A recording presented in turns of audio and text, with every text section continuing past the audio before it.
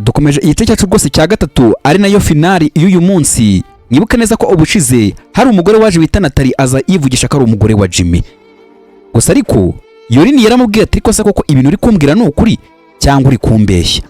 Niko yakomejeje kumubaza. Umeze kubasaba ukanda subscribe. Umugore yamubwiye ati ariko uri kubona nje kukubeshya gute? Akenshi Jimmy akunda kubyoyirwa sinzi impamvu atabikubwiye, ariko ninjye we mugore wewe wisezeranye. Yorlene yatangiye kwibaza impamvu Jimmy yaba yaramubeshye. Aravuga ati ntago bibaho.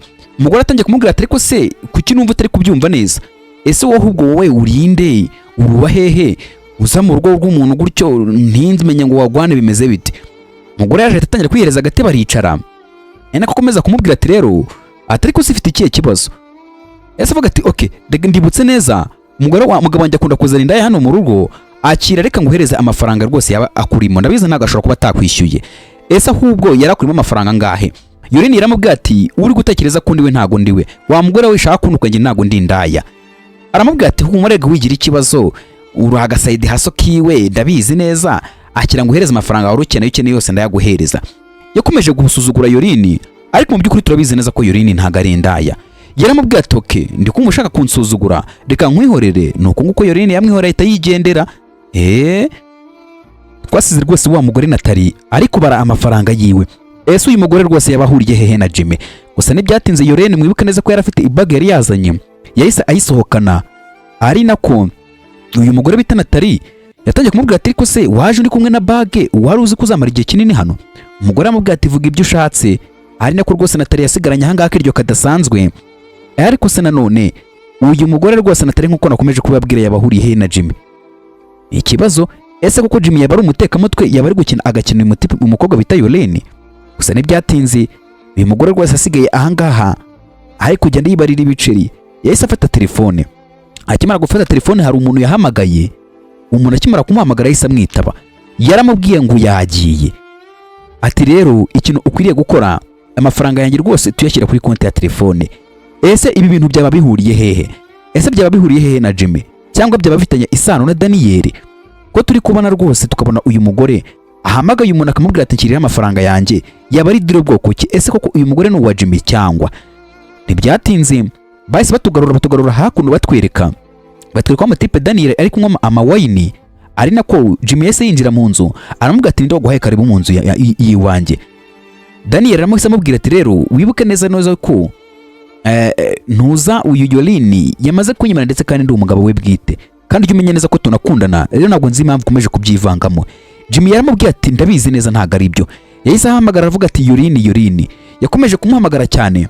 Ari nako rwose bakomeje kutwereka Daniel yagize umujinya udasanzwe. Aramubwira ati ko se nindogo uburenganzira bwo gukomeza kumuhamagarira umugore wanjye, ubwo burenganzira urabufite cyangwa? Ariyo mpamvu kwaza tutangiye kubona rwose Daniel yakomeje kugira umujinya. Yahise afite cya kirahure cya wine yari afite ahita agitereka ku meza. Arahaguruka aramubwira ati ariko ubundi uransobanukiwe uzu wundi we ngo manze nkwereke? Ese urabona ko ngiye nawe kurwana ngiye nawe bitakunda? Yahise amubwira ati rero menya ko ngiye ndi umugabo w'isezerano. Gusa ntibyatinze Jimmy murabizi ni umusoro w'ikono. Yahise amufata aramubwira ati ariko nindi wakubwiye ko ngiyewe nginda gafuka imvuga rimwe nawe ukocoro ugahita ubona ko ngiye ndi seriye. Batangiye guserera ariko Daniel aramubwira ati ujye umenya ko uri n'imbwa wana. Jimmy yahise amufata ahita amujugunya hakurya iriya. Murabizi neza Jimmy ni umunyembaraga. Ari nako Daniel yakomeje kugira umujinya. Jimmy aramubwira ati kutugaba nkatwe kuki mutajya mutana no kwiyemera, buri gihe cyose muhora mwiyemeye. Yahise afata ikirahure cya wine Daniel aramubwira ati urabizi neza uranzi, kandi ndetse neza mu gihe kidatinze uzamenya ukuri kwa nyako. Nta gihe na rimwe muzigera munsi n'iringiri na rimwe. Nzabikwereka nkwereka ko ngiwe nta mikino ngira. Yari yamuteye iwe, kandi wibuke neza ko uwo bita Yorlene ndetse na ntuza na Jimmy bakodeshaga ahantu hamwe, ariko yaraje gushaka Yorlene aramubura. Gusa Jimmy yese yihereza karibu aza mu rugo rw'abandi. Ese koko mu by'ukuri Daniel yabashaka iki? Ese koko murabona Daniel iyi ntambara zahitsinda? Ese uru rugamba muri kubona zarutsinda? Ese murabona neza yuko uyu mutipe Daniel runo rubanza azarutsinda? Ese ko mwibuka neza ko twamaze kubona neza yuko uyu mutipe bita Jimmy yagiye gushakisha ibimenyetso kugira ngo azatume uyu mukobwa wacu Yorlene atsinda? Bizagenda bite? Biherereye he? Twasize Jimmy rwose arakaye. Batugaruye hano rwose ku nyubako ndende imeze nka City Tower. Batwereka rwose uwo bita Daniel ndetse n'uwo bita Yorlene wacu bari ahantu rwose bari hamwe. Hari nako Daniel yakomeje kuganiriza Yorlene aramubwira ati wamaze gufata umwanzuro neza warinangiye burundu batweretse rwose batugaruye rwose muri yanzu yose y'umucamanza umucamanza araza arababwira ati se bimeze bite ese mwamaze gufata umwanzuro bwoko ki Yorlene yaritanguranywe aravuga ati rero ngiye amafaranga nayazanye amadolari 168 ndabifite rero reka tubikore tubikemure birangire burundu ntago nakomera kongera kubona n'uyu mugabo Yorlene afite umushinga udasanzwe gusa n'ibyatinze muri uwo mwanya ari nako rwose bahise batwereka uyu mucamanza avuga ati noneho niba mubyemera nta kibazo Yorlene aramubwira ati ngi ntago byashoboka ntibyabo ko ngi nabana nawe gusa Daniel yararakaye ari nako yahise abwira Yorlene atumva rero nkubwiza ukuri ikintu gihari ni kimwe rero ntago bishoboka imitungo yose ndaza kuza kwitwara gusa umucamanza bitewe n'ukuntu umusore yari yemeye uyu mugabo ntabwo ari kuyaye guhita yongera ngo yivuguruze yahise afata igipapuro igihe yari agiye gusinya yongeye abaza Yorlene aramubwira ati urukundo rwanjye kuzi ko ngukunda ntabwo wakomera ko dukongera tugasubirana Yorlene yaramuhakaniye aramubwira ati oya ntabwo bishoboka ntabwo nakongera gusubirana nawe yahise agira umujinya aravuga ati noneho nta kibazo reka nsinye n'ubundi rwose ntabwo nabura byose abagore bariho n'ubundi amafaranga ngiye gufata ni menshi cyane yahise asinya rwa rupapuro rugaragaza neza yuko Yorlene agiye kwishyura aya madolari angana kuriya Yorlene yamwitegereje mu maso aramureba aravuga ati ko subumba ikore igihe yari atangiye gusinya bahise batwereka rwose wa musore wacu Jimmy yahise aza igitaraganya byihuse cyane aravuga ati Yorlene wikore kosa ryo gusinya izo mpapuro mfite ikintu cy'ingenzi cyo kukubwira umucamanza yahise abwira Jimmy aramubwira ati ko se ninde ukubwiye ngo uzangaha ko nari uburenganzira ufite bwo kwinjiramo hano umusore yaravuze ati ndabizi neza ntabwo mfite ariko mfite ikintu cy'ingenzi ati njyewe mfite ingingo ishobora kuba yarengera ntuza uyu Miss Yorlene mfite abatangamuhamya benshi bagaragaza neza yuko yarenganye ntibyatinze umucamanza yahise abaza Yorlene ati nibyo Jimmy yahise acira siri Yorlene aramubwira ati byemere Yorlene yahise abyemera aravuga ati nibyo rwose nta kibazo ariko nawe yabyemeye atabizi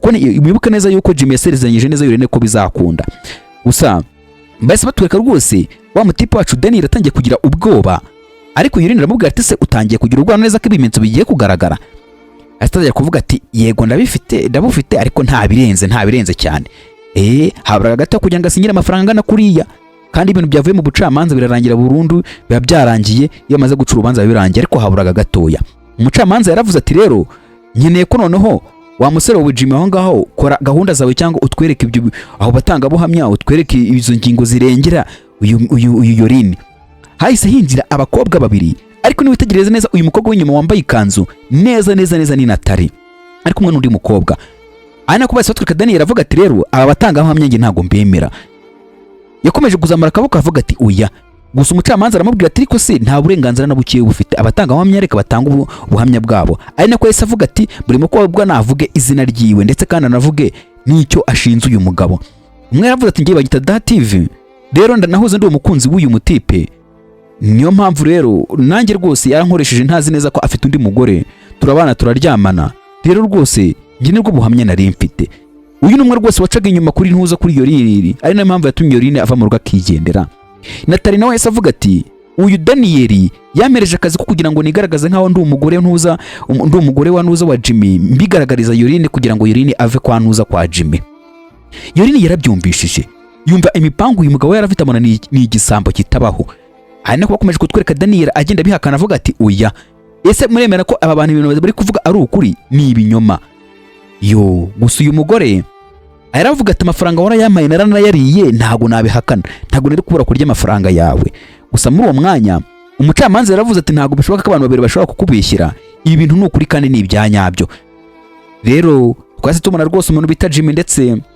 n'uwo bita ntuza Yorlene barebana ari nako umucamanza yahise abwira Daniel amubwira ati rero y'amafaranga 168 by'idolari yari gutanga n'ugiye kubitanga yatangiye kuburana atangira gutukana aravuga ati ntago bishoboka ni gute ibyo bintu ntago bibaho ni gute mushaka kugira ngo mundenganye yatangiye gutukana avuga amagambo mabi umucamanza aravuga ati ahubwo Yorlene arazagira icyo zaba zahita ngufunga cyangwa metero no gufunga none bahita bagukatira burundu yatangiye kumubwira yumva none nta n'imikino ihari umucamanza nta mikino aba afite urwo gukatira ubarurwo yahise avuga ati nta kundi yahise akata itagenda ari nako bahise avuga ati rero niwo uzatanga amafaranga Yorlene yaragiye gusinya amafaranga urubanza nuko nguko rwo bahise barurangiza Yorlene wacu ibintu rwose mugendekeye neza ese ko Yorlene asenye urugo rwiwe agasigara noneho biraza kugenda bite mwibuke neza ko Jimmy yari afite ibyimviro bidasanzwe Yorlene yaramufasha aramwegera ari nako ese amubwira ati ngwino twigendere. Yorlene yamufashe muri portesheri baba barakase barigendeye. Ntibyatinze rwose, haciyeho igihe kingana rwose n'amezi 4.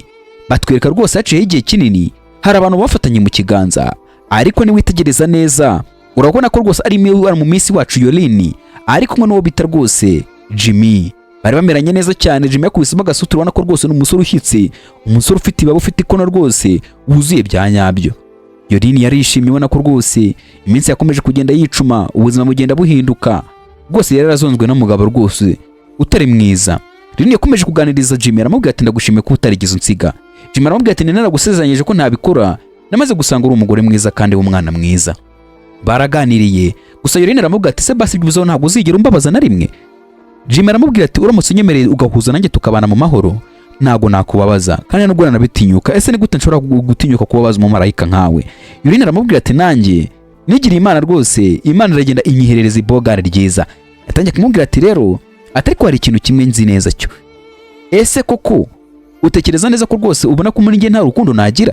Yorlene aramubwira ati humura wigira ikibazo narukubonyemo, nyamara kubona ukuntu wihanganye ugakuriye bwaba kugira ngo nyinawe tubeho twishimye tumeze neza, ntabwo byabura. Ni nuko nguko agafilime kacu kuri munsi karangiye. Finale ni iyi ngiyi, cyari igice cya 3. Gende Twitch Theos muri kubana nawe, Imana ikomeze ibandindire ibandebere cyoroshye. Duhuza ku munsi w'ejo. Ciao ciao.